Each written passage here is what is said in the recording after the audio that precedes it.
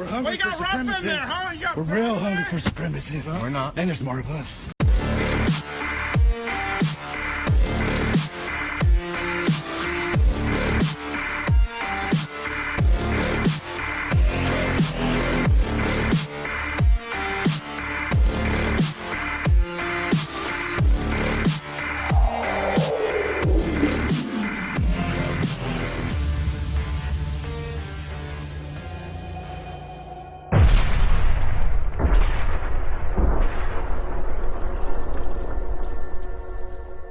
The spirit of unity fuels the process to rescue the citizens of Texas in the wake of Hurricane Harvey. The rest of America continues to be torn apart by rhetoric like this. All white people are racist.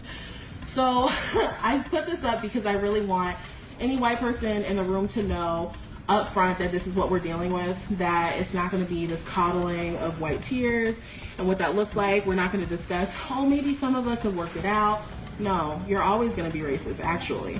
So even when you're on your path to trying to figure out how to be a better human being, because I believe that white people are born into not being human, like that actually instead of people of color and black folks being dehumanized, that actually everyone is dehumanized on threat within white supremacy, that y'all are born into a life to not be human, and that's what y'all are taught to do, to be demons. So in this particular way, white people are all racist. So I just want y'all to know that up front. And the defense of this growing Caucasian phobia is being supported by the media. What do you say to the people who dragged a poor white guy out of a car and beat him? Oh my goodness, poor white people, please, oh my, stop. Hoping to start a race war. They're always trying to do that. This is a persistent infection in white American culture. And it can be quite fatal. And what I've learned over the course of my 44 years is that this infection in modern American white culture doesn't get better over time. And apparently it never goes away. We are having a particularly bad outbreak of it right now, this year.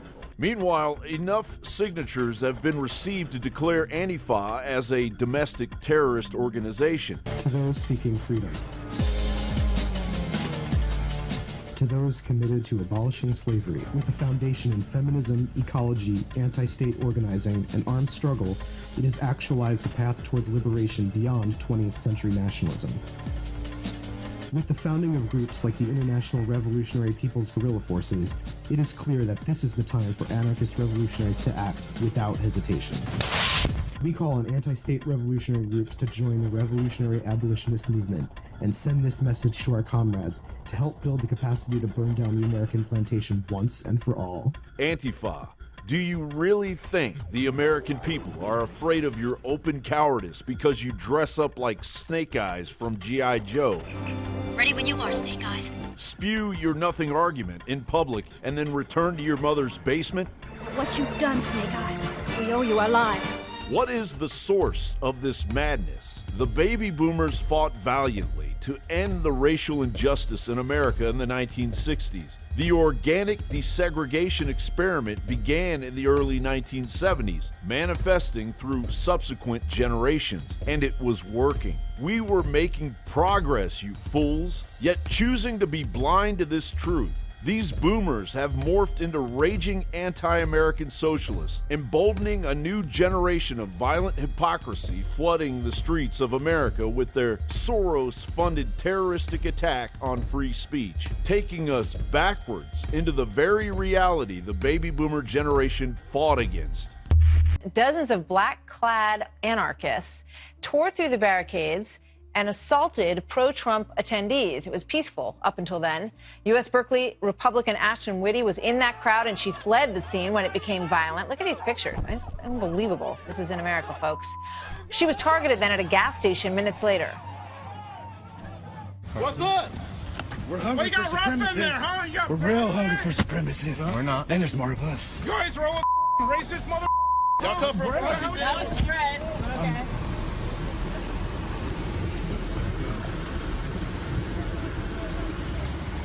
Once again, Antifa members attacked peaceful demonstrators. And once again, they came to fight, dressed in black, wearing masks, and armed with smoke bombs, shields, and pepper spray. So these were peaceful conservative protesters, stormed by people dressed under masks so that you can't tell who they are, Right. dressed in black. They had helmets, they had sticks, and they started beating these peaceful protesters. What's your reaction? How does this even occur in America? And first of all, there are only peaceful conservative protests. This type of thing, whether it's involving the Tea Party or whatever, is always peaceful. So the idea that these people are coming to disrupt, and they're coming with weapons, is ridiculous in this country. And we're hearing about people being told to stand down. They were told to stand down in Berkeley before at the previous protest. They were told to stand down in Charlottesville.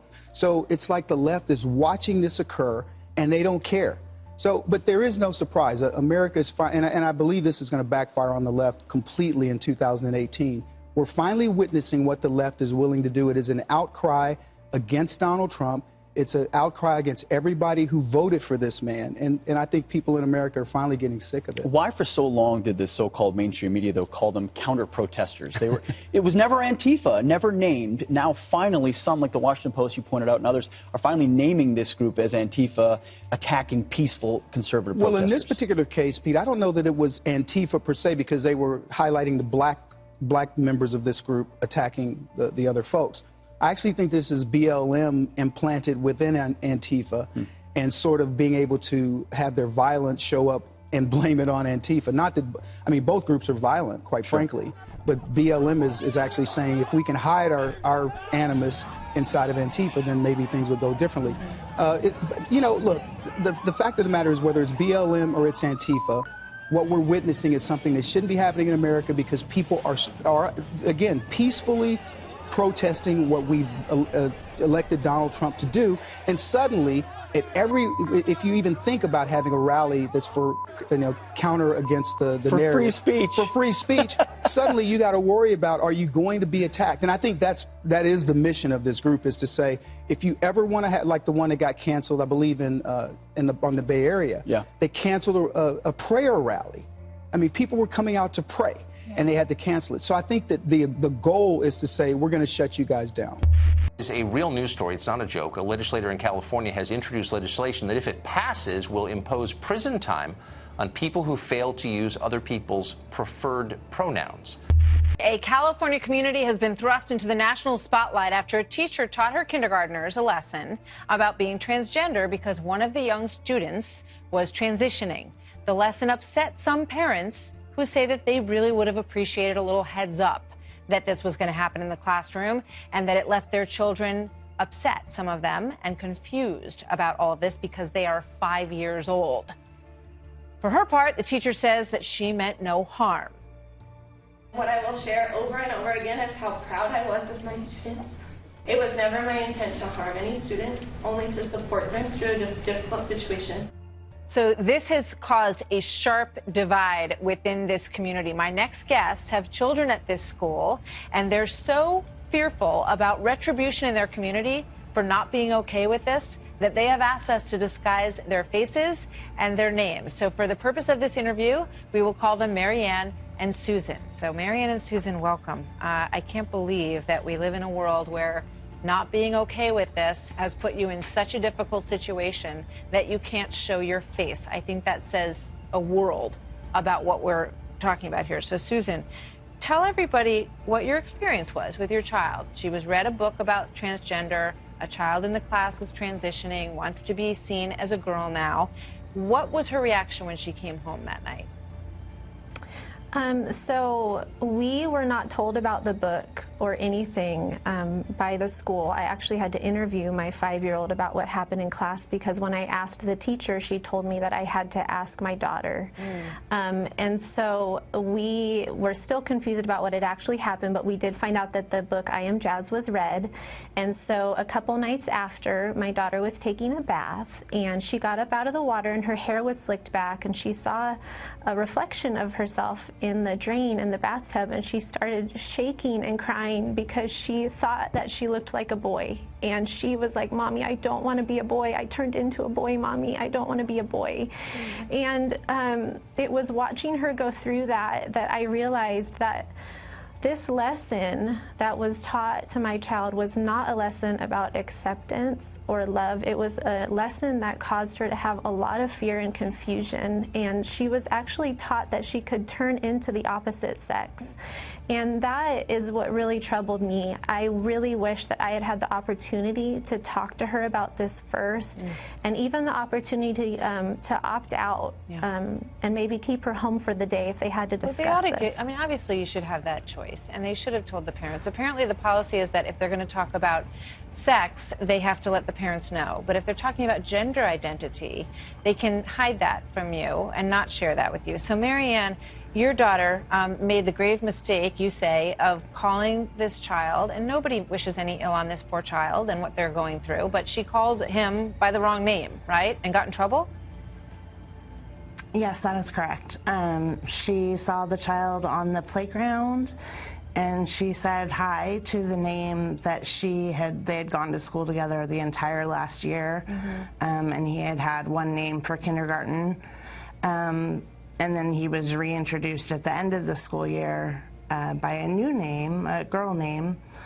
And though she's not in his class this year, they saw each other on the playground, and she ran up and said hi to him by the name she knows him as. And she was reprimanded on the spot. And then later that day, she was actually pulled out of her classroom and sent to the principal's office to discuss what had happened. In this era that many call post-Christian America, lots of kids are never going to darken the door of a church, but they are going to go to school every day. And that's the genius of school Bible clubs. They're right there with the Word of God in the place where all the kids are anyway. That's what's been happening every year for hundreds of students at the Red Bank Valley High School in New Bethlehem, Pennsylvania. The town's so behind the Student Bible Club, more adults and students showed up for this recent gathering outside the school to pray for the Bible Club and kids as the new school year begins. That you would be in it all, for all of us. You may think separation of church and state means you can't start a Bible club in your school. Not so, says the Red Bank Bible Club president.